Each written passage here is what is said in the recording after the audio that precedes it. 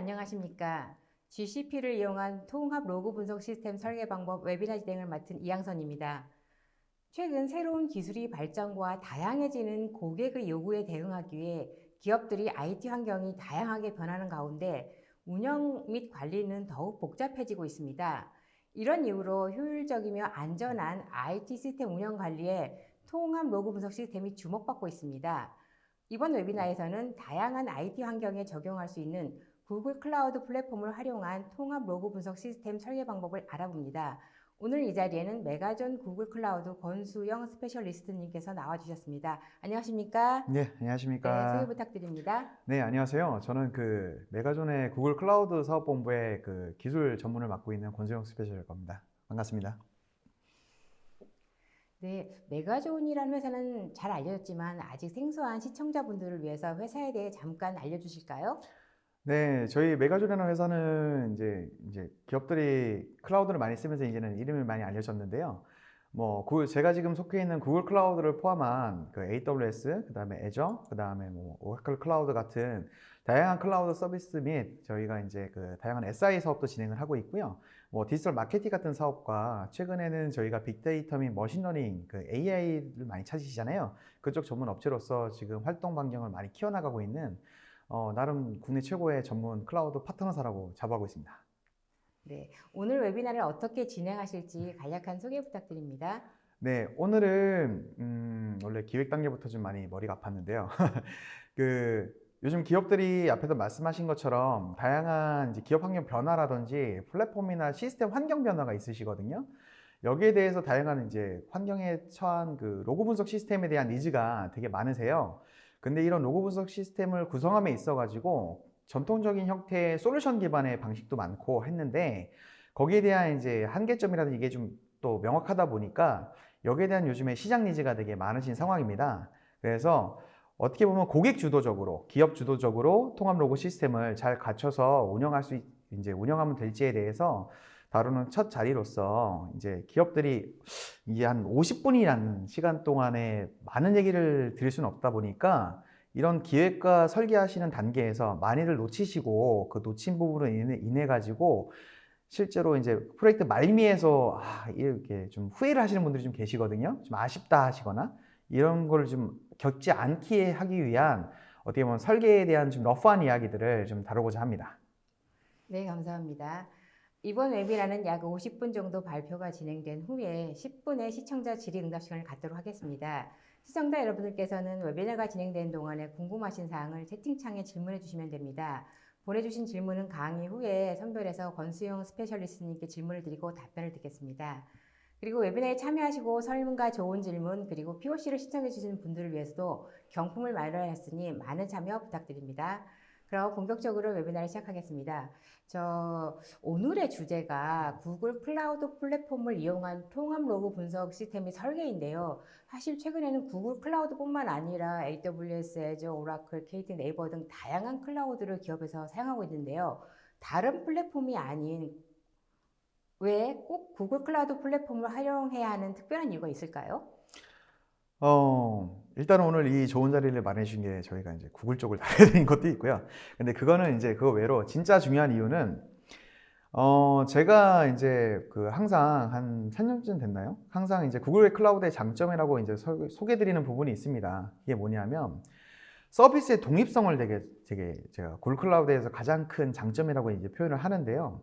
오늘 이제 소개해 드릴 내용에도 보면 제일 중요한 핵심 영역이 데이터 스토리지 영역입니다. 그러니까 실시간으로 되게 다양하고 복잡하고 대량의 정보들을 저장하고 그 다음에 조회할 때 이제 로딩할 수 있게끔 지원을 해야 되는데 구글 클라우드의 재밌는 점은 이걸 위한 여러 가지 이제 서비스들이 레고처럼 이제 조합이 들어갈 텐데 각각의 서비스를 사용함에 있어 가지고 특별한 이제 종속 조건이나 이게 연계 강제 사항들이 없습니다. 예를 들면은 내가 스토리지를 이용해서 여러분들이 많이 들어보셨던 빅쿼리라든지 아니면 빅테이블 같은 서비스를 이용하고자 할 때 내가 앞에 오브젝트 스토리지 같은 클라우드 스토리지라고 하는 오브젝트 스토리지를 반드시 놔야 된다 이런 조건 없고요.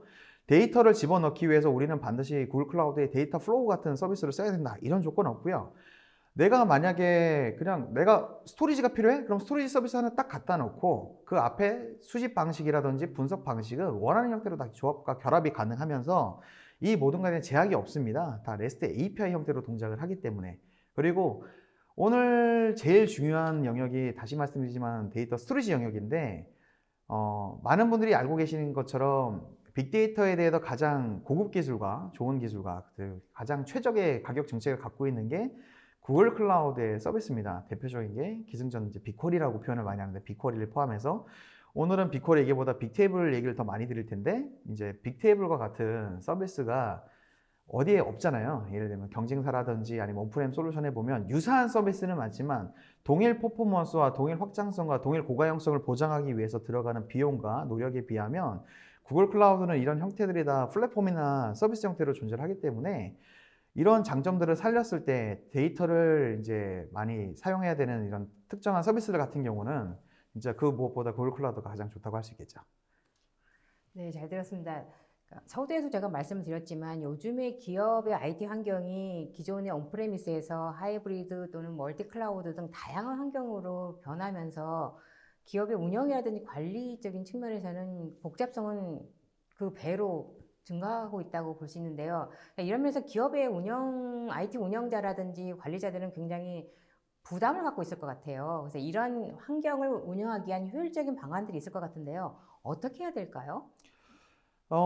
이제 요즘에도 이것 때문에 고생을 좀 많이 하고 있습니다. 제일 많이 드는 질문이고요. 시스템이 이제 새로 관리해야 될 시스템이 뭐 전통적인로 다뤄왔던 IT 시스템도 아니고 요즘 최근에 기업들이 도입하시는 것들이요. 그리고 거기서 이용되는 기술들도 다 생소한 것들, 다 새로운 것들. 그리고 막상 도입하는 과정에서도 기술 발달 속도가 너무 빠르니까 그래버리고 또 기업이라는 게 보면은 내가 프로젝트를 뭔가 하고 있을 때 보면 옆 팀도 뭔가 하고 있고 뭐 그룹 사이에서 뭐 하고 있고 환경이 계속 바뀌어요. 그러면서 이제 그 시스템들을 뭐 만들었다고 해서 끝나는 게 아니고 운영하고 관리하고 또 거기에 대해서 또 개선해야 되고 이런 것들을 해야 되는데 그래서 요즘에 보면은 IT 제가 이제 이런 화이트 페이퍼도 공부를 되게 많이 하는 편인데 이제 예전에는 공부만 했는데 요즘엔 고객분들이 꼭 불러가지고 물어보신 게 뭐냐면 기승전 거버넌스 물어보세요. 일부는 거버넌스를 물어보시고 일부는 프레임워크라는 표현을 많이 쓰시거든요. 그래서 오늘도 제가 발표 자료에 보면은 제가 이제 작년 말부터 이 내용을 항상 또 마찬가지로 넣는 자료인데 기업이 말씀하신 것과 같은 이제 운영 효율성이나 나중에 관리 방안이라든지 나중에 확장성 이런 유연성을 다 따진다고 했을 때 불편함을 겪을 것인 가장 첫 번째 이유가 그런 IT 시스템 기획, 설계, 구축, 운영 뭐 이런 모든 관리 모든 단계에 있어가지고 체계화가 저는 안 돼 있다고 보거든요. 그러니까 모든 기업들이 그렇다고 뭐 아무것도 안 되냐 이게 아니고요.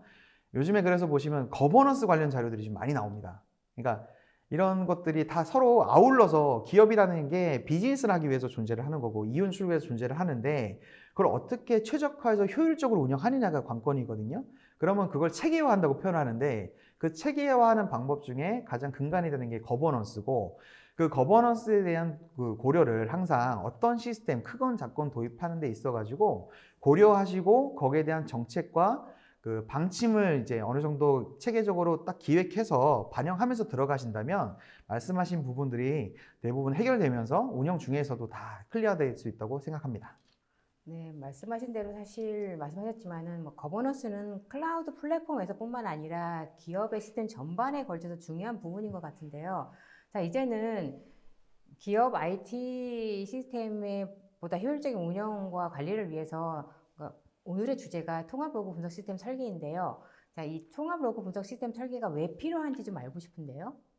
네, 그 대부분의 기업들은 다 로그 분석은 이런 건 다 하고 계세요. 그 형태가 뭐 SMS라고 하고 있는 뭐 시스템 모니터링 솔루션이나 아니면은 뭐 APM 같은 뭐 대표적으로 유명한 게 뭐 제니퍼 같은 솔루션이 있죠. 그래서 어플리케이션 추적을 하신다거나 아니면 뭐 엑세이지 같은 뭐 DBMS 모니터링 솔루션 같은 거 형태 아니면 뭐 아직도 일부 대기업 중에서 일부 팀은 그 로고를 텍스트 파일 자체를 그냥 뜯으셔가지고 하시는 경우도 있고 아니면 좀 신기한 경험이 뭐 RDBMS에다가 로고다 넣으셔가지고 뭐 SQL로 검색하시는 분들도 있는데 이게 통합 로그에 대한 니즈가 뭐 최근에 되게 많으세요. 그 첫 번째 이유가 그 제가 정리를 이렇게 세 단계로 해놨는데 장애 상황 인지가 되게 불편하신 거예요. 예를 들면은 예전에는 뭐 시스템 그 물리적인 시스템 위치도 다 온프레미스 IDC에 있다거나 뭐 전산실이거나 그쪽만 집중 관찰하면 되는데 요즘에는 뭐 온프렘도 쓰고 뭐 GCP도 쓰고 AWS 쓰고 애저도 쓰고 그걸 또 멀리 클라우드로 연계도 걸고 하이브리드도 하시고 또 쓰던 거 걷어내실 때도 있고 복잡하죠. 그 와중에 또 구성물들이 시스템 레벨, 어플리케이션 레벨, 데이터베이스 레벨, 기타 보안 이런 것들이 다 맞물리는데 장애가 나면 솔직히 예를 들면 장애 포인트는 알라터 같은 거 솔루션들 많으니까 바로 인지는 하세요. 인지는 하시는데 실제로 장애가 알람이 딱 떴는데 그게 장애 원인이 아닌 경우가 대부분이거든요. 예를 들면 뭐 네트워크 단에서 버틀렉이 있어가지고 웹아스가 놀면서 문제가 된다거나 아니면 와스 단에서 뭐 특정한 장애가 났는데 이게 만약에 예를 들면 웹 단에서 버틀렉이 걸려서 해당되는 세션 값이나 쿠키 값이 타임이 안 맞아가지고 와스 단에서 잘못 인식이 돼서 난다거나 이러면 결론적으로는 이 복잡 다양한 IT 환경 속에서 통합적으로 데이터를 장애를 딱 뜯어가지고 이 장애의 근본 원인이 어디고 우리가 뭐를 당장 수정을 해야겠구나 라는 단기간에 이거를 장애를 확인해서 원인 분석을 해서 그거를 재발하지 않게끔 당장 해결하면서 재발하지 않게끔 처리하는 과정이 되게 중요한데 이게 또 요즘에 사람들이 또 IT가 발달하면서 급하잖아요. 저도 지금 말이 좀 빠른 편인데 급하다 보니까 다 빨리빨리 장애가 났으면 빨리 해결하고 빨리 재발 안 되게 어떻게든 해봐. 그리고 요즘에 또 이런 코로나 같은 사태 때문에 사람들이 다 온라인 쇼핑 같은 것도 많이 하시고 온라인 비즈니스가 많이 있으시잖아요. 그 와중에 또 이벤트도 많이 하시죠. 경쟁력을 갖추기 위해서. 그러면 소비자를 어떻게든 끌어안고 있으면서 매출을 발생을 시키셔야 되는데 만약에 지금 당장 내가 되게 중요한 마케팅 이벤트라든지 세일즈 이벤트를 하고 있는데 장애가 났어요. 그럼 그 사람들이 조속히 빨리 문제 해결이 안 되게 되면 경쟁사로 바로 넘어가는 현상도 발생할 수 있거든요. 그런 현상들을 어떻게 하면 최적의 상황을 통해 가지고 해결할까라는 컨셉에서 출발한 게 이제 통합 로고 분석 시스템이 이제 대두가 되게 됐고요. 그런 필요성에 의해 가지고 기업들이 많이 이제 통합 로고 시스템, 통합 분석 시스템을 이제 많이 울부짖으면서 지금 찾고 계세요. 그래서 이어서 말씀드리면 그래서 궁극적으로는 그런 필요성에 대두가 됐는데 실질적으로 이제 필요성은 필요성인 거고 실제로 그런 통합 로고 시스템 같은 경우는 딱 목적성이 있어야겠죠. 그러니까 필요하니까 쓰는데 그럼 위에서나 이제 담당자들이 그런 얘기하죠. 야, 필요하다니까 넣은 건데 이거 우리 어떻게 써볼까? 이게 목적성이잖아요. 그래서 통합 로고 시스템의 목적을 제가 크게 한 3가지 정도로 정리를 해봤습니다. 그래서 앞에서 말씀드린 바와 같이 첫 번째는 즉각적으로 장애에 대응할 수 있도록 하는 게 제일 첫 번째 목적입니다. 장애가 났는지 안 났는지 났으면 이게 어떤 영향을 끼치고 있고 이게 원인은 어디가 될 건지 그래서 어떻게 대처를 하면 될 건지를 이걸 단편화돼서 보는 게 아니고 다 연계해서 통합적으로 분석하는 대응 체계를 갖추셔야 될 거고요.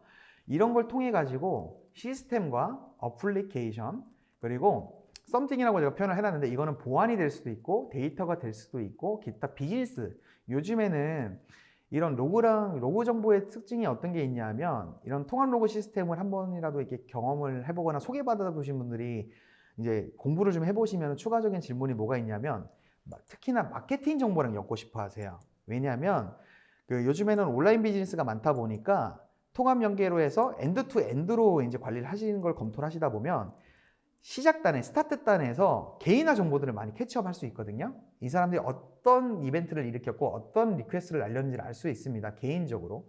그럼 그런 정보들이 기존의 기업이 갖고 있는 세일즈나 마케팅 정보랑 결합을 하게 되면 더 많은 베네핏을 내실 수가 있어요. 그래서 통합 로고 시스템에 대한 추가적인 활용도도 많이 커질 수가 있게 되겠죠. 그리고 이런 것들을 통해 가지고 궁극적으로 기업에서는 서비스 품질을 향상시킬 수 있습니다. 그러니까 기업들이 어디서 뭐가 되게 좋은 뭐 이벤트를 한대. 예를 들면 뭐 마스크 같은 게 요즘엔 좀 다시 저렴해졌지만 그 마스크를 남들이 다 1,500원에 팔 때 누군가가 뭐 300원, 400원에 판다고 했을 때 몰리면 대부분이 경험하시는 게 하얀 화면이나 아니면 시스템이 멈춰버리는 경험들을 하셨을 거예요. 이런 것들이 만약에 다 로고 분석을 통해 가지고 즉각적으로 장애가 대처가 되고 아예 사전 예방 정비 차원에서 장애가 발생할 것 같다 그러면 그걸 인지를 통해 갖고 그 부분을 미리 해결할 수 있다 그런다면 제가 맨 밑에 써놓은 것처럼 고객과 기업이 둘 다 만족할 수 있고요. 그 만족도 증가를 통해서 비즈니스 성숙도가 증가를 할 거고 그걸 통해서 궁극적으로는 소비자와 생산자 모두가 다 이윤을 창출할 수 있는 그리고 만족할 수 있는 그 상황을 가질 수 있게 될 것이라 생각을 합니다. 네, 즉각적인 장애 대응과 또한 고객 데이터를 활용한 서비스의 향상, 또 그리고 여러 기능을 보완할 수 있는 통합 로고 분석 시스템은 고객과 기업 양쪽의 만족도를 높여서 결국에는 비즈니스를 성공으로 이끄는 지름길이 될 수 있을 것 같은데요.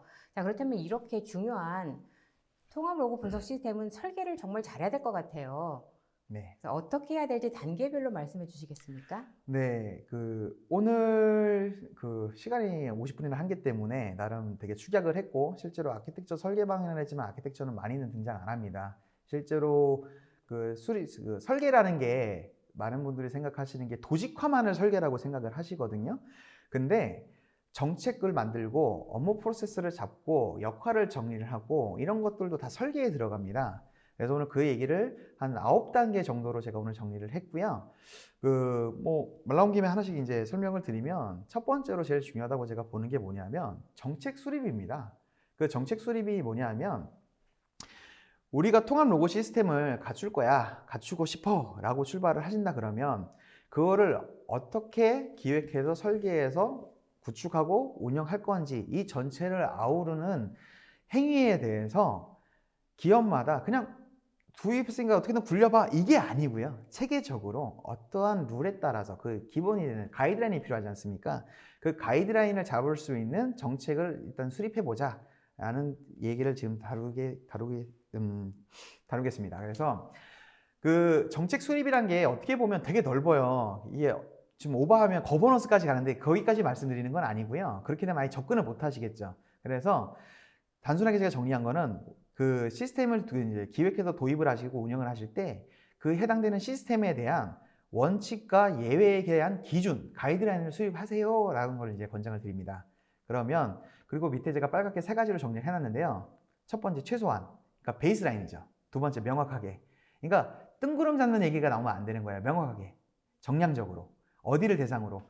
통합 로고를 내가 갖추더라도 처음부터 그 기업의 도입을 원하는 기업이 갖고 있는 모든 시스템을 대상으로 할 수는 없거든요. 조건도 너무 다양할 거고 만들다 보면 요구사항도 계속 변화될 거기 때문에 기승전산으로 갈 확률이 큽니다. 그래서 정확한 범위와 규모를 산정을 하셔야 돼요. 그래서 이 정책 수립에 대해서는 첫 번째 베이스라인을 잡으시고 두 번째 명확한 룰을 정하시고 세 번째는 그 범위와 규모를 정하셔라 라는 거를 이제 정책 수립의 기본으로 잡고 있으면서요. 그 밑에 제가 지금 상세하게 몇 가지는 넣어놨는데요. 이것들 중에서 더 중요한 건 뭐냐면 제일 정책 수립할 때 많은 분들이 또 실수하시는 경우가 뭐가 있냐면 특정 우리가 기획하고 도입하는 시스템만을 위한 원칙을 만드시는 경우가 되게 많으세요.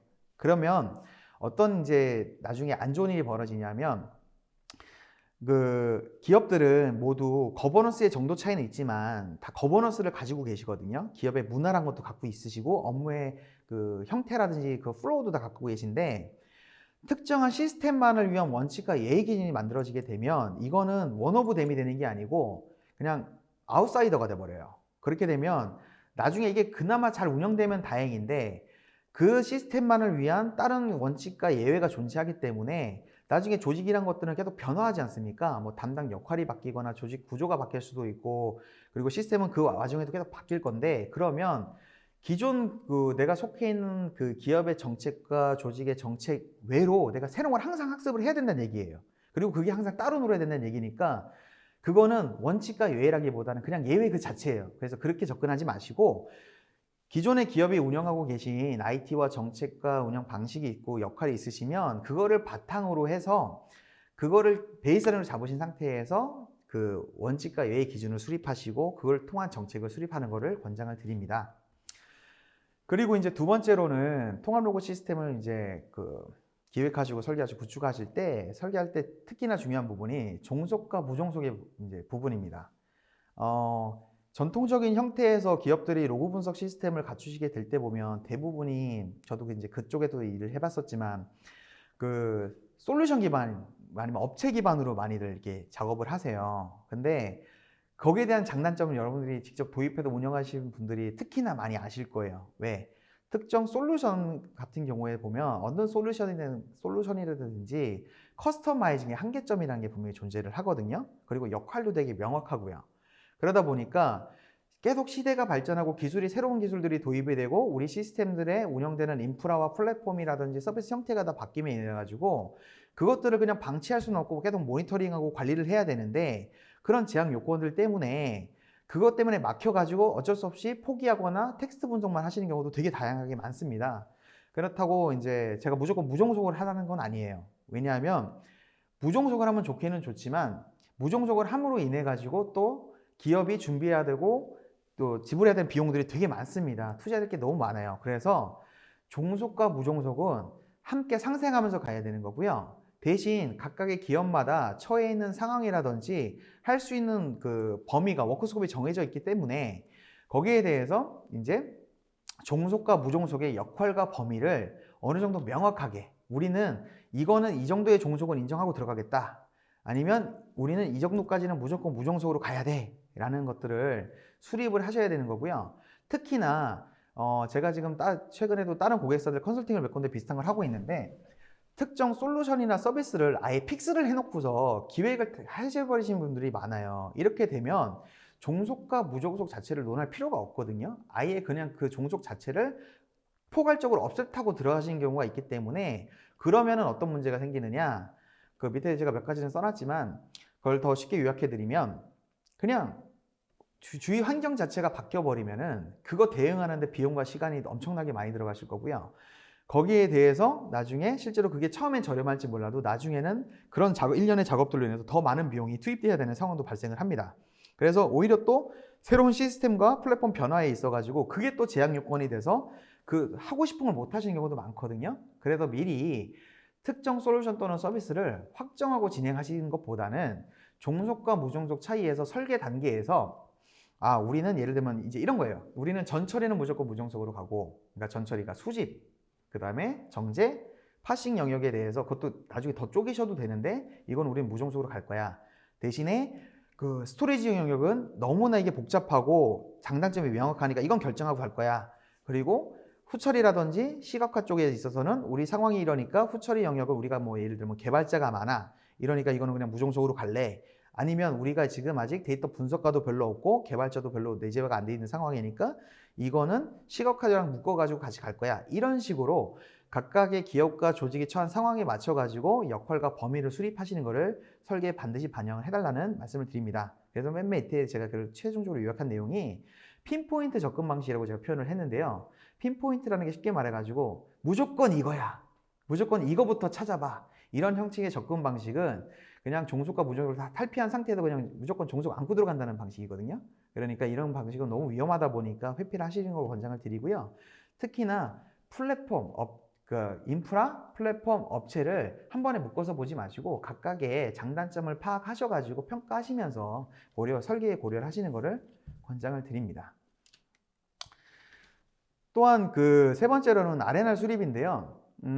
그 R&R 수립 같은 경우는 어떻게 보면 좀 민감한 내용일 수도 있는데요. 왜 민감하냐 하면 전통적인 국내의 엔터프라이즈나 기관이나 금융 쪽에서의 그 업체들 간의 R&R 같은 경우는 어떤 식으로들 많이 진행하시냐면 기획은 엔드유저가 하시고요.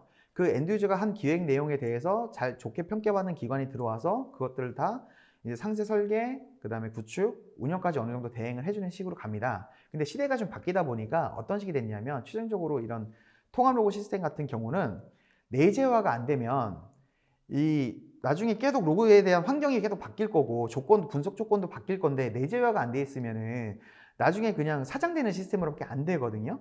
왜냐하면 내가 수집해야 되는 데이터를 지금 당장 수집해야 되는데 이래서 안 되고 저래서 안 되고 이래서 안 되고요 저래서 안 되고 또는 이걸 하기 위해서는 이만큼의 시간이 필요한데 저희가 사람이 지금은 확보가 안 됩니다. 이런 식으로 인해 가지고 기본적으로 다 내재화를 다 출발로 하셔야 돼요. 무조건 내재화를 우리가 나중에는 지금 당장은 아니겠지만 최소한 1년 또는 2년 있다가는 다 내재화가 가능하도록 고려를 하셔서 도입을 하셔야 될 텐데 그러면서 그걸 하기 위해서 뭐냐면 그걸 고려한 또 R&R을 잡으셔야 돼요. 단순하게 구축 업체한테 모든 걸 맡겨버리고 그냥 우리는 매니징만 할게 이게 형태가 아니고 이따가도 좀 디테일하게 설명을 드리겠지만 그 기업이 같이 프로젝트를 예전에 그 업체 대 업체로 보는 게 아니고 파트너십 느낌으로 같이 상생할 수 있도록 이제 이런 것들을 다 이런 R&R까지 필요하면 이걸 워크숍으로 잡기까지 하면서라도 이렇게 진행하시는 거를 이제 권장을 드립니다.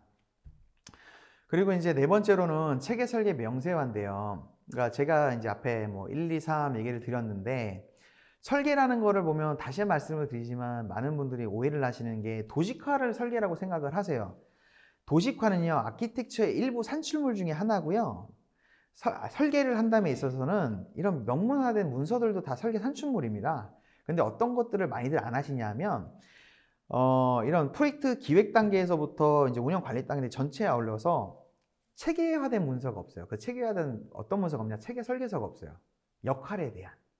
그리고 플랜에 대한 명문화된 시트가 없으세요. 일부 있으신 분도 있어요. 그런데 되게 극소수다 보니까 어떤 일들이 벌어지냐면 다들 프로젝트 매니지먼트는 하시잖아요. 프로젝트 매니징을 하시기 때문에 원하는 기능이 원하는 시점에는 다 만들어지세요. 그리고 그거에 대해서 검수를 받으시기 때문에 검수 잘 끝나죠. 근데 어떤 것들이 많이 놓쳐지냐면 앞에서 말씀드렸던 내재화에 대해서 같이 도움받기로 했던 부분이라든지 우리가 준비해야 될 상황들 같은 게 이렇게 명문화 명세화가 안 돼 있다 보니까 우리가 이런 것들을 다 챙기면서 가고 있는지 아닌 것들을 나중에 체크리스트가 없거든요. 그래서 제가 이제 앞에서 보시는 차트 같은 걸 하나의 예시를 넣어 드렸는데 기업들이 이런 것들을 설계를 한다 그러면 어느 정도 체계화된 문서들을 미리 너무 어렵게 만드실 필요는 없고요. 간단하게 뭐 진짜 많아봤자 한 3뎁스 정도 수준으로 우리가 어떤 게 필요하고 어떤 목적에 의해서 이제 어떤 목적을 위해서 뭐 어떤 게 필요하고 그걸 위해서 구체적으로 뭐가 필요한데 그걸 다시 한번 구체적으로 한 번 더 나눌까 한 다음에 준비되어 있는 거, 준비해야 할 것, 지금 하고 있는 거, 그다음에 이건 포기해야 될 것 이런 것들을 미리 사전에 싹 정리를 해서 명문화해서 이거를 기존에 했던 프로젝트 매니징과 같이 스프레드시트 관리 정도만 하시더라도 되게 많은 것들이 해결되시고 대표적으로 해결될 수 있는 부분이 내재화에 대한 부분이 우리가 어느 정도 준비가 됐고 어느 정도가 지금 할 수 있다 정도까지도 파악을 하실 수가 있거든요. 그러니까 이것들을 다 정리하시는 것들을 권장을 드립니다. 네, 잘 들었습니다. 제대로 된 통합 로그 분석 시스템을 설계하기 위한 정책의 수립, 그리고 종속과 무종속의 범위를 설정하고 내재화를 위한 R&R 수립과 그다음에 설계 명세화 단계까지 정말 디테일하게 잘 들었습니다. 그런데 시장에는 여러 기업들이 통합 로그 분석 솔루션을 내놓고 있는데요. 사실 기업 입장에서는 어떤 솔루션을 선택해야 될지 고민이 될 것 같아요. 각 기업에 맞는 솔루션을 선택하려고 한다면 어떤 기준이 있을 것 같은데요. 무엇이 있을까요? 어떻게 하면 좋을까요? 네, 좋은 질문 너무 감사하고요. 네, 주관님은 항상 이번에 두 번째 방송인데도 역시 저번도 그랬고 이번도 그랬고 질문들이 그냥 항상 좋으세요. 그래서 제가 항상 긴장 타고 준비하는데, 네, 이게 약간 지금 필드에서도 많이 힘들어하시는 거예요. 옛날 같으면 뭔가 우리가 프로젝트 기획해서 뭔가 진도를 좀 나가겠다고 하시면 제일 먼저 하시는 게 업체부터 부르세요. 업체부터 불러서 우리가 이런 걸 해보고 싶은데 야 좋은 제안이 있으면 제안을 해라 라든지 아니면 재연의 자리를 만드시죠. 재연의 자리를 만들고 듣는데 이제는 워낙에 시스템들의 규모도 커지고 역할도 진짜 명확하면서도 복잡하게 엮여 있거든요. 이러다 보니까 업체 평가만으로 갔을 때는 뭐냐면 그 값과 을이 좀 바뀌어요. 예, 왜냐하면 기업 입장에서는 잘 모르실 수밖에 없으니까 안 해본 걸 하는 거니까 전문 업체를 평가를 하셔갖고 그 전문 업체가 하자는 대로 가시거든요. 근데 전문 업체 같은 경우에는 자기들만의 최적화된 프로세스를 그 엔드유저한테 입혀주는 형태로 대부분 진행을 하시잖아요. 그렇게 되다 보니까 제가 앞에서 말했던 것들이 대부분 스킵이 돼요. 예, 왜냐면 프로젝트가 어떻게 보면 운영과 관리 측면에서 프로젝트가 진행된다기보다는 기능 구현 단계 위주로 접근을 하시거든요. 그러니까 나중에 맨 처음에 저한테 질문하셨던 나중에 기업의 운영 형태나 이거랑 좀 안 맞는 부분들이 생기는 거죠. 이게 안 맞는 부분들이 생기면서 나중에 나중에 기능은 다 돌지만 우리 회사에서 업무적으로 처리하기에는 이런 애로사항이 있다거나 시스템이 확장되거나 변경될 때 거기에 대한 대응을 할 때 생각지도 못했던 허들이 등장한다거나 이런 것들이 있거든요.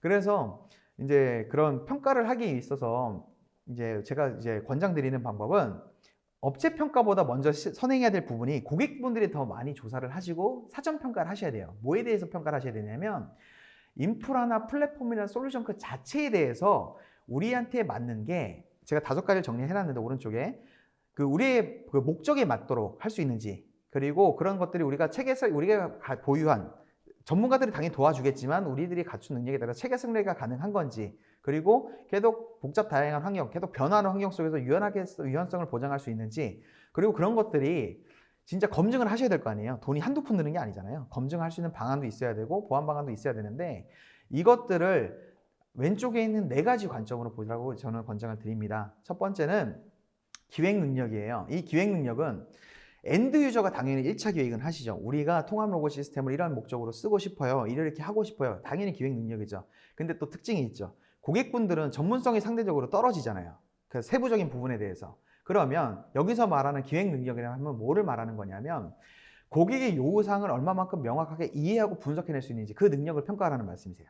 그리고 두 번째 설계 능력은 뭐냐면 앞에 기획 능력을 통해서 요구사항이 명확하게 나왔다면 그것들을 어느 정도 개념 모델을 풀어낼 수 있는지 시스템 설계라든지 어플리케이션 설계를 말씀드리는 게 아닙니다.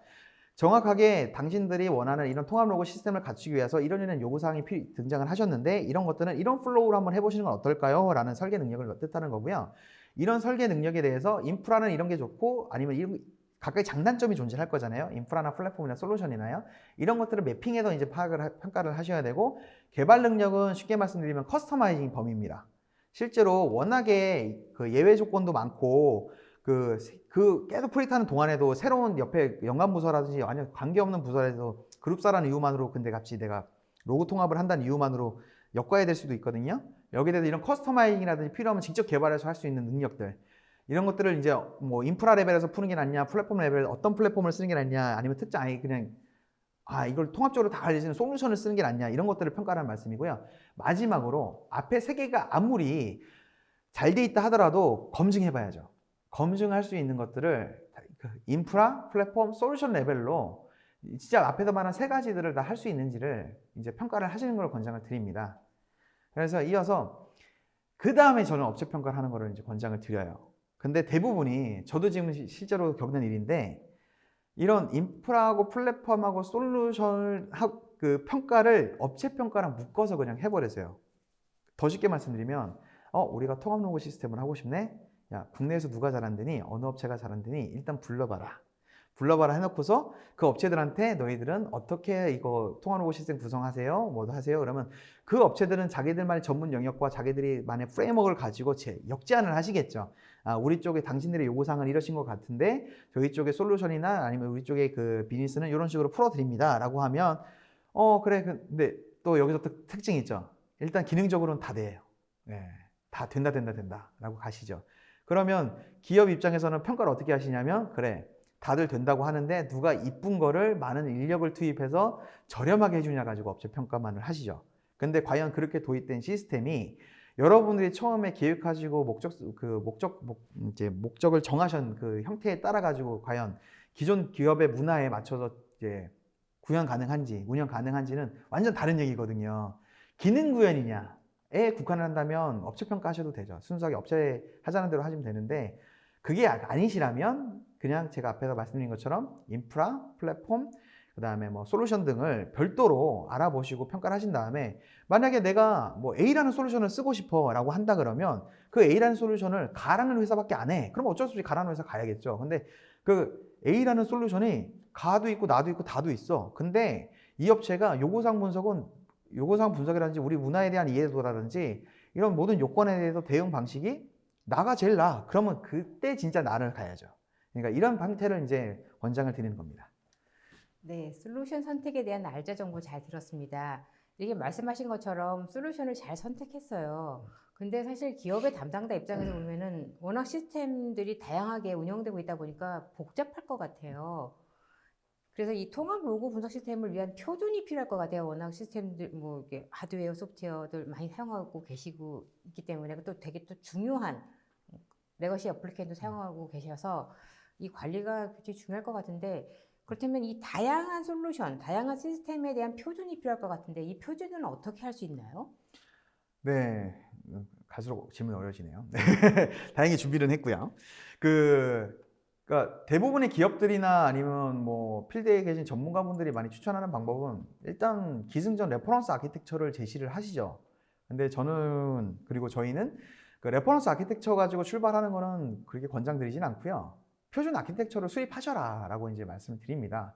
그럼 또 표준 아키텍처는 뭔데? 라고 얘기를 하세요. 그러면 기승전 도식은 아니고요.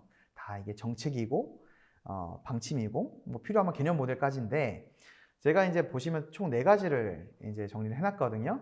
그리고 이거는 거버넌스적인 측면으로 접근하시면 끝이 안 날 거니까 그래도 제가 상단에 써놓은 게 할 수 있는 범위에서 최소한만 일단은 갖추자라고 하는 거고 시스템, 어플리케이션, 데이터, 시큐리티 이제 보안이죠. 이 4가지 항목으로 했고요. 이거를 표준 아키텍처를 만드세요. 이게 아닙니다. 가이드라인을 만들라는 얘기예요. 그래서 대표적으로 시스템 아키텍처 가면 우리 뭐 기업에서 통합 로그 시스템을 도입을 할 때 통합 로그 시스템에 갖춰야 될 인프라의 기준, 플랫폼의 기준을 갖춰 그 표준 아키텍처의 방향성을 잡으라는 얘기예요. 기준치를. 어플리케이션 같은 경우도 어플리케이션 개발 설계서를 만들라는 게 아니고요. 우리가 수집과 정제와 전달과 저장과 분석과 시각화에 있어가지고 어떠한 흐름으로 가져갈 거냐, 원천 데이터는 어떠한 형태로 플로우를 잡으시고 그 범위는 어떻게, 어플리케이션을 담당하는 범위는 뭐고 그 어플리케이션 각각의 담당해야 될 역할은 뭐냐, 이것들을 명확하게 가이드를 만드시라는 얘기예요. 그 다음에 데이터 영역도 마찬가지로 데이터 아키텍처 같은 걸 보면 나중에 통합 로그 시스템 같은 경우는 초기에는 데이터 스토리지가 일반 스토리지까지 출발해서 상관은 없으세요. 근데 어느 정도 운영하시다 보면 이게 어느 순간 웨어하우스급이 되고요. 그 웨어하우스가 커지면 커질수록 이제 마트가 뒤에 붙게 됩니다.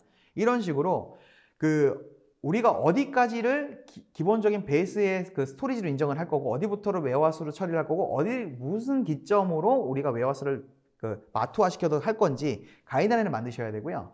각각의 흐름도 정의를 하셔야 되고 각각의 역할도 명확하게 잡으셔야 돼요. 이게 표준 아키텍처입니다. 이렇게 해가지고 각각의 레이어를 정의하시라는 말씀이에요. 마지막으로 시큐리티 같은 경우 제일 중요하죠. 시큐리티 같은 경우는 제로에서부터 만드시면 절대 안 되고요. 기업이라면 모든 기업이 자신들만의 표준적인 보안 정책들이 다 있으시잖아요. 그 중에 필수 요건들도 있으실 거고요. 그래서 그런 필수 요건들을 어떻게 적용할 건지 그리고 뭐는 필수 중에서도 어쩔 수 없이 포기해야 되는 부분도 있거든요. 거기에 대한 가이드라인을 잡으시고 마찬가지로 이런 흐름에 대해 가지고 어떻게 보안 요소들이 적용이 될 건지 어떤 역할을 가져갈 건지 이런 식으로 다시 말씀드리지만 표준 아키텍처라고 제가 말씀 표준 아키텍처라고 하면 일반적으로 알고 있는 도식화된 개념 모델이라든지 이런 것들이 아닙니다. 제가 말씀드린 표준 아키텍처는 모든 아키텍처는요 도식화되기 전에 정책 정의부터 들어가거든요. 여기다 그 정책 정의 중에서도 베이스라인 정의 영역을 말씀드리는 거예요. 그 베이스라인 자체가 표준 아키텍처에 대한 기본 근간이 된다고 보시면 되는 거고 거기에 대한 그걸 수립하셔라 라고 이제 말씀을 드리는 겁니다. 그러면 그렇게 만들어진 수립된 아키텍처를 검증을 해봐야겠죠. 근데 어디까지나 이렇게 만들어진 건 명문화만 돼 있을 거고 개념 모델 정도까지만 나오실 수 있을 거예요. 그럼 이때부터 이제 인프라나 플랫폼이나 솔루션이나 알아보시고 거기에 대한 업체를 알아보신 다음에 뭐 하시면 되냐면 검증해야겠죠. 그러면 그거를 POC가 됐건 아니면 소규모 프로젝트가 됐건 당연히 검증을 하셔야 됩니다. 그래서 그 검증할 때 제일 중요한 것은 뭐냐면 보안에 입각해서 우리가 처음에 통합 로그 시스템을 구축함에 있는 초기의 도입 목적이 있지 않습니까? 그 목적에 부합하는지를 검증하는 데만 집중을 하시는 거예요. 그리고 이 자리를 빌어 좀 부탁드리고 당부를 드리고 싶은 내용이 뭐가 있냐면 우리나라 같은 경우는 POC나 소규모 프로젝트 본사업을 하는 소규모 프로젝트에 비용을 너무 아끼세요. 근데 경험적으로 말씀을 드리면 통합 로그 시스템을 구성함에 있어 가지고 적게 들면은 5억에서 6억 정도가 들고요. 많이 들면은 제가 경험했을 때 제가 투입됐던 것 중에 비쌌던 게 16억 정도의 사업도 벌어지거든요. 그런 사업들이 짧게는 6개월, 길게는 연 단위로 진행이 됩니다. 그러면 이거는 통합 로그 시스템 생각하면 되게 작은 시스템 같지만 큰 돈과 긴 기간이 필요한 중장기 계획이 필요한 사업입니다. 근데 이런 사업을 그냥 전문가의 말과 전문 업체의 말만 믿고 진행해서 나중에 잘 됐다 잘못됐다가 언제 파악이 되냐면 거의 시각화된 모델이 나오는 순간부터 알게 되거든요. 거기서 이제 새로운 원천 데이터 소스를 연결하면서부터 우리가 이거 놓쳤구나 아니구나 우리가 이걸 고려했어야 되는데 못했구나 이걸 알게 되세요. 근데 그런 거를 그렇게 전통적인 그런 형태로 가시지 마시고요. 아예 만약에 우리가 통합 로그 시스템을 만드는데 예를 들어 맥시멈 5억을 생각한다. 그러면 10%는 솔직히 모르겠어요. 우리나라는 10%만 얘기하셔도 다 헉하셔가지고 한 5%나 6%의 비용만 가지고 진짜 핵심 기능 정도만 검증하시는 형태로 해서 그거 잘 되면 그럼 그 업체에 대한 실력도 입증이 되는 거고 본사업 같은 경우에 거기서 입증된 걸 기반으로 해서 기능 늘리고 시스템 확장시키면은 본사업의 성공률이나 품질도 엄청나게 더 좋아질 거니까 그렇게 하시는 것을 이제 권장드립니다. 네, 통합 로그 분석 효율을 높이는 표준 아키텍처 구성에 대해서 잘 들었는데요. 기업 운영과 관리 담당자 같은 경우에는 사실 이 말씀해 주시는 어떤 일반적인 이런 아키텍처 구성이 아니라 좀 더 그 아키텍처를 상세하게 정의할 수 있는 방법이 궁금할 것 같아요. 좀 알려주시겠습니까? 네, 아키텍처 상세화 방안인데요. 보면은 총 6가지로 했고요. 제가 시작할 때 원래 말씀드렸는데 깜빡한 게, 원래 이거 최소가 3시간, 4시간짜리고요. 3시간, 4시간짜리고, 원래 같으면 한 일주일 내내도 이거 교육만 해드릴 수가 있긴 한데, 이게 50분이나 한정된 시간이기 때문에 제가 진짜 다시 말씀드리지만, 진짜 구체적인 방법을 다 소개시켜드리진 못해요. 제가 진짜 컨설팅을 하고는 있지만, 언제든지 저희 편하게 저희 메가존에 연락을 주시고요. 궁금하시면 저희들한테 요청 주셔가지고 상담 받으시면 되는데요. 일단은 아키텍처 상세화 방안의 첫 번째가 뭐냐면, 이 통합 로고를 갖춤에 있어서 첫 번째는 원천 데이터 형태를 파악하시는 게 제일 중요하죠. 그러니까 우리가 기존의 로고들을 어떻게 관리하고 있는지, 그러니까 로고들이 어떻게 발생을 해서 이렇게 쌓여 나가고 있는지 그 원천 데이터 형태를 파악하시는 게 제일 중요하고요. 두 번째로는 로고 표준화가 이제 중요합니다. 그러니까 예전에는 이걸 분리해서도 많이 했는데요. 요즘에는 그냥 워낙에 시스템들이 복잡하고요. 그냥 일을 너무 또 세분화 시켜버리면은 시간이 너무 많이 소요가 돼서, 저 같은 경우는 이번에 이걸 한 번에 묶어서 가거든요. 형태들을 쭉 파악하면서 이걸 어떻게 표준화 시키는 게 좋을지를 이제 하거든요. 그 표준화라는 건 뭐냐면, 그 모든 IT를 쓰시는 기업들은 각각의 주 역할들이 있으시잖아요. 나는 개발자고, 뭐 나는 뭐 개발자가 아니더라도 뭐 예를 들면 어플리케이션 서버 담당자, 아니면 나는 시스템 담당자, 아니면 네트워크 담당자, 보안 담당자, 각각의 주 전문 분야가 있으시고 역할이 있으신 상태에서 그분들만이 관리하신 로고 형태들이 다 있어요. 그런데 나중에 이 통합 연계 로고를 갖추기 위해서는 또 가독성이 있어야 되거든요. 또 연계를 위한 포인트도 딱 매핑 포인트라고 좀 표현하는데 다 식별을 하셔야 돼요. 없으면 만드시기까지 하셔야 돼요. 이것들을 형태를 파악과 동시에 다 한 번에 표준화를 같이 할 수 있는 방법을 찾으셔야 됩니다. 그래서 이 자리로 또 추가적으로 말씀을 드리면, 이 표준화 작업이 로고 표준 설계라고 생각하셔도 돼요. 그리고 두 번째로는 이 상세화에 대해서 로고 데이터를 어떻게 저장할 건지 플로우를 정의를 하셔야 됩니다. 그냥 단순하게 수집해서 담으면 되지 아니에요. 왜냐하면 이게 전처리 영역인데, 지금이 2020년이잖아요. 좀 있으면 이제 2021년인데, 그러니까 요즘에 기술이 너무 많이 발달하고 됐어요. 요즘엔 기본적인 3티어도 잘 없잖아요. MSA도 많이 도입하시면서 N티어 체계고, 요즘엔 티어 얘기도 거의 안 하는데, 이런 전처리 단에서 복잡도가 되게 많아집니다. 그래서 수집과 정제와 파싱 역할에 대해서 플로우를 되게 명확하게, 레이어라든지 역할을 되게 부여를 잘 하셔야 돼요. 그거를 얼마만큼 잘 쪼개내고 역할을 부여시키냐에 따라 가지고 어떤 일이 벌어지냐면, 나중에 유연성이 생깁니다. 유연성이 생겨서 어떠한 원천 데이터 형태라도 기존 시스템의 운영에 전혀 영향을 받지 않으면서 게더링 할 수 있어요. 파싱할 수 있고, 이런 것들이 되고요. 그걸 위해서 지금 내가 4가지로 제가 말씀을 정리를 해놨지만, 그 중에 제일 중요한 건 뭐냐, 4번째인 무종속입니다. 특히나 요즘처럼 온프레임이나 특정 플랫폼, 인프라, 클라우드에 국한되어 있지 않고 다양한 원천 데이터 소스의 발생지가 존재하는 한에서는 전처리 영역에 대해서는 무종속을 기준으로 해서 설계를 하시면 되고요. 설계를 할 때 설계 당신은 말은 하는데 설계하는 방법에 대한 말은 없네. 네.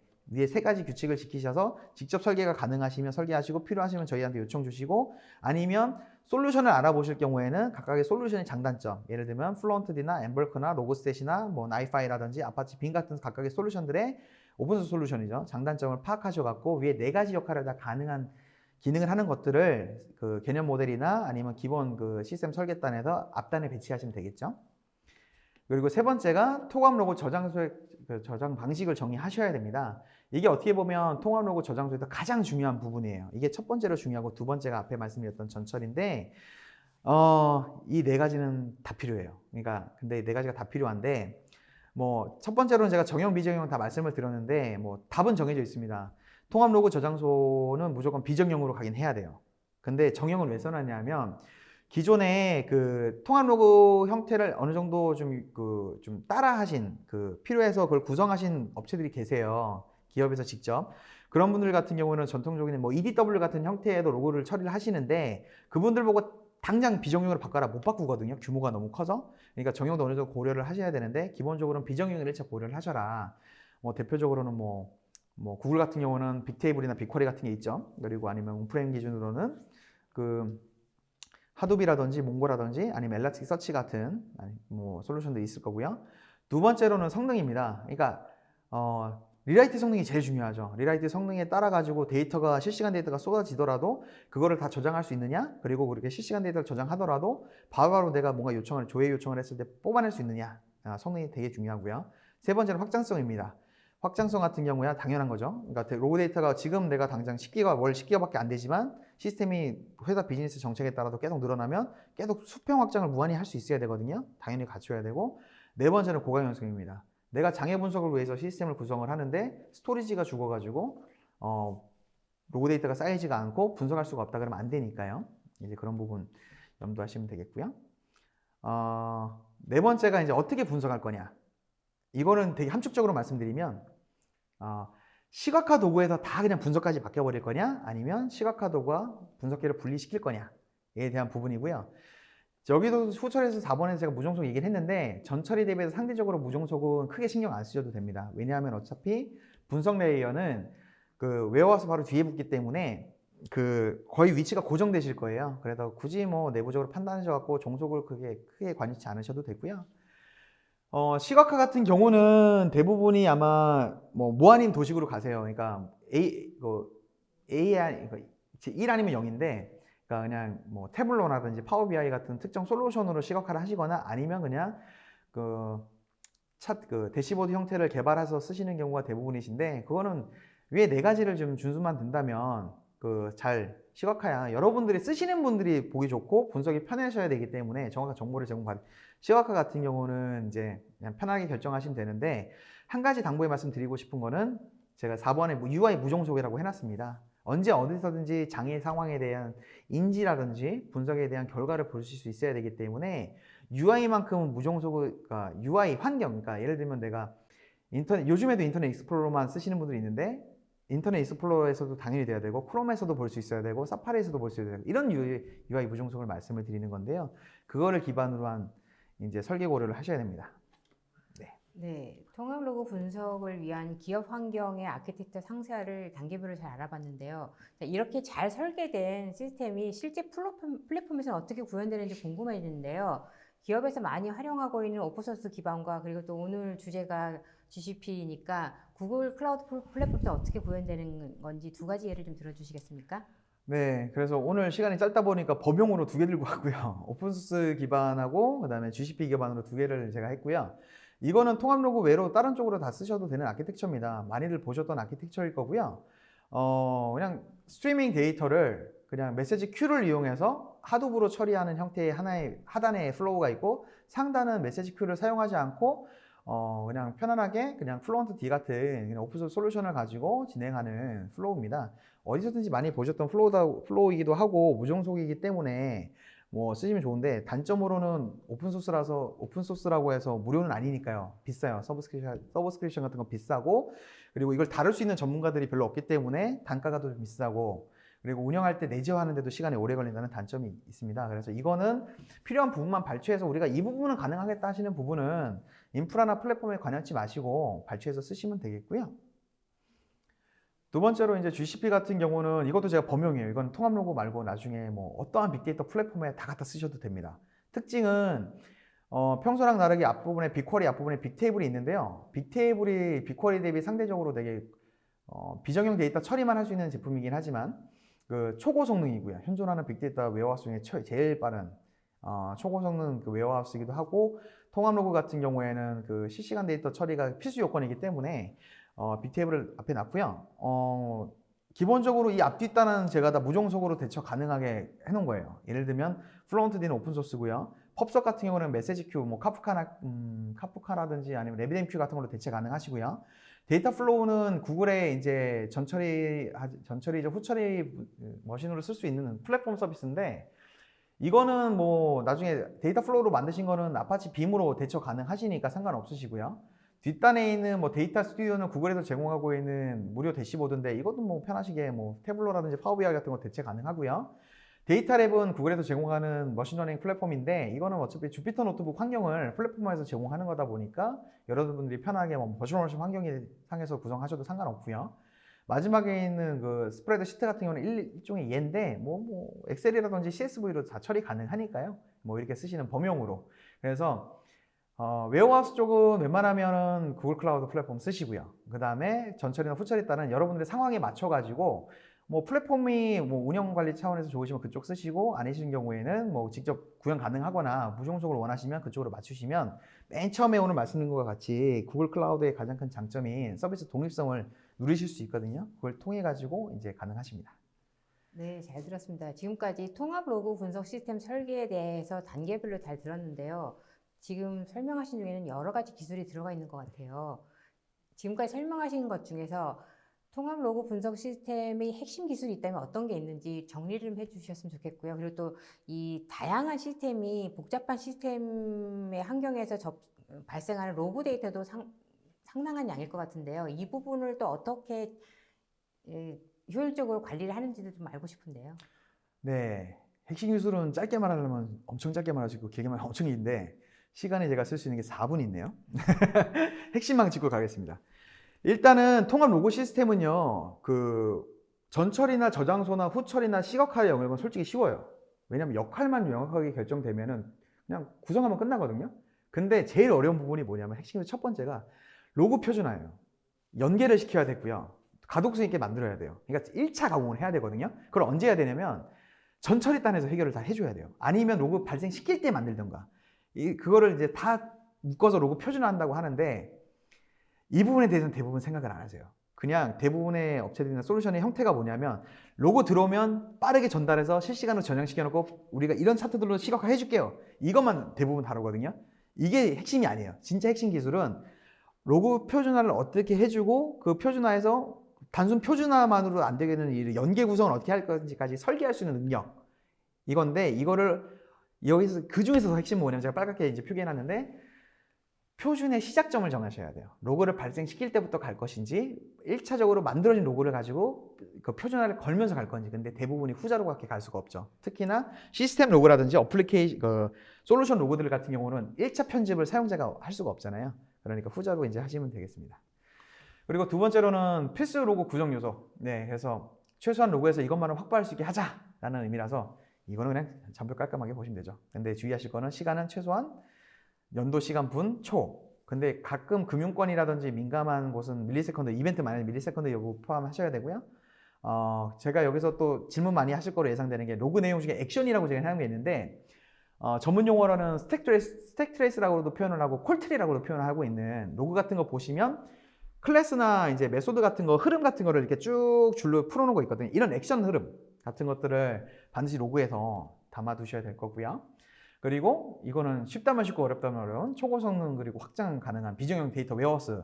네, 그냥 구글 쓰시면 되고요. 네, 빅테이블 강추드립니다. 처음에 빅쿼리랑 좀 다르게 순수 비정형 웨어하우스라서 접근하시긴 좀 어려우실 텐데 한 만큼 효과 보세요. 그러니까 빅쿼리가 상대적으로 배치에 좀 최적화가 돼 있다 보니까 순수 실시간은 좀 취약한 부분이 없잖아 있거든요. 그래서 빅테이블 자체를 제일 권장을 드리고 있습니다. 그래서 제가 스트림에는 빅테이블, 배치에는 빅쿼리 이런 식으로 나눠놨기 때문에 한번 이거 참고해서 궁금한 게 있으면 언제든 연락 주시고요. 쓰시면 되고요. 네, 그래서 뭐 네. 말이 제가 이게 되게 많았는데 결론적으로는 제일 중요한 핵심 기술이 뭐냐면 초심을 안 잊는 거예요. 초심을. 사람들이 우리가 이런 목적성을 가지고 이런 필요성 때문에 통합 로고 시스템을 만드는데 이제 이런 통합 로고 시스템 한다 그러면 막 여러 연관 부서에서 다양한 요구사항을 주시고요. 또 이런 거 한다 그러면 수많은 업체하고 이런 데서 많이 막 들러붙어요. 들러붙어가지고 뭐 막 되게 많은 의견을 제시하거든요. 그러면 어느 순간 어떤 일이 벌어지냐면 초심이 사라집니다. 그러니까 그 초심이 뭐냐면 기능 중심으로 가요. 그러면 기능 중심으로 하면 어떤 일이 벌어지냐면 앞에서 말씀드렸던 이런 정책 부분이라든 이게 다 스킵된다는 얘기예요. 그렇게 되면 여러분들이 딱 런칭하고 나서 한 짧게는 3개월, 뭐 길게는 6개월 정도 지나시면 어느 순간 활용이 계속 잘 되실 거거든요. 처음 목적에 따라서는 활용이 잘 되다가 이게 계속 요구사항이나 추가 요건이 계속 생기면서 제가 말씀드린 우려했던 상황들이 계속 터져요. 그러면 그때 돌이키기에는 너무 많은 일을 해야 되거든요. 그러니까 고도화라는 이름하에 최초 프로젝트만큼의 비용이 들어갈 수도 있어요. 그걸 위해서 또 정책 다 흔들리거든요. 그래서 초심을 좀 잃지 않았으면 하는 게 진정한 핵심 기술이라고 볼 수 있겠습니다. 네, 통합 로고 분석 시스템 설계의 핵심 기술에 대해서 설명해 주셨는데요. 이 외에도 고려할 사항이 있다면 또 어떤 게 있고, 또 오늘 웨비나에 참여하신 분들께 당부의 말씀이 있다면 어떤 게 있는지 마지막으로 정리해 주시죠. 네, 그 통합 로고 시스템이라고 말은 하지만 실제로 이것도 빅데이터의 영역인 거고, 요즘에 이제 국내나 해외 같은 경우에 약간 이거를 도입하셔갖고 활용 잘 하시는 분들 같은 경우는 아예 머신러닝까지 확장을 하셔가지고 뭐 그 장애에 대한 사전 예측이라든지 아예 그러면 그 원천 장애 구간에 대한 뭐 추적 같은 것도 지금 많이 연구를 하시고 막 시험도 하고 계세요. 근데 그냥 제일 중요한 건 의지치고요. 의지치고 마음이고 행동인데, 이게 빅데이터랑 머신러닝이 관련된 이런 내용이다 보니까 그냥 말은 제가 좀 이렇게 저렇게 써놨는데 제일 중요한 건 처음에 제가 넣어놨어요. 그러니까 무조건 된다는 생각을 일단 내려놓으시길 바라요. 그러니까 기능적으로는 다 되겠죠. 기능적으로는 다 될 수 있어요. 어느 정도 머신러닝만 좀 포기하시면 기능적으로는 다 되는데, 근데 진짜 우리가 이걸 왜 하게 됐을까? 그러니까 왜 이걸 도입을 하는지, 그리고 이걸 운영할 때 어떻게 더 잘할 수 있을지에 집중을 하시는 게 기능적인 측면보다 더 크다고 보거든요. 그래서 단순하게 설계라고 제가 말은 하지만 실제로 설계하는 방법이라든지 이게 어떻게 보면 실제 아키텍트들 분들이 보시면 왜 그림 같은 거 안 그려주고 막 이런 게 있어 라고 하면 실제로 아키텍처를 도식화를 시킬 때 그 전에 더 중요한 걸 오늘 말씀을 드린 거거든요. 실제로 고려해야 되는 부분, 명세화되는 부분, 체계화되는 부분에 말씀을 드린 거니까 그것들에 대해서 더 집중하시고 기능은 당연히 만들 수 있는 거니까 그 명세화된 부분들을 준수할 수 있는 시스템을 고려해서 선정해서 도입해서 운영하신다면 향후에 천년만년 가는 시스템으로 가실 수 있으니까 그 부분을 꼭 좀 잘 해주셨으면 하는 바람이 있습니다. 그래서 이제 뭐 시간이 평소에 저답지 않게 시간이 2분으로 말을 했는데 마치는 게 제가 제일 좋아하는 말이에요. IT로 예술할 필요 없잖아요. 그냥 좋은 게 있으면 갖다 쓰면 되고요. 내가 지금 당장 할 수 있는 게 하면 돼요. 근데 내가 지금 굳이 안 해도 되는 거 있으면 하지 마세요. 그러니까 그냥 예술한다는 게 솔직히 이런 거거든요. 쓸데없는데 시간이라든지 이런 거 버리는 게 아니고 돈 있는 거 버리는 게 아니고 그냥 전문가들하고 같이 이제 같이 콕 하시면서 진짜 하고자 하는 목적을 다루는 데 집중을 하시길 바라고요. 언제든지 저희 메가존에 연락을 주셔서 궁금한 거 물어보시고요. 도움 필요하시면 도움 요청하시고요. 같이 비즈니스 하면서 같이 상생할 수 있는 그런 사회적 환경이 됐으면 좋겠습니다. 감사합니다. 네, 긴 시간 동안 자세한 설명 감사합니다. 수고하셨습니다. 네. 네, 권 스페셜리스트님께서 강의하시는 동안에 시청자분들이 반응이 뜨거웠습니다. 질문도 상당히 쏟아졌는데요. 시청자분들이 주신 소중한 질문 몇 개를 골라봤습니다.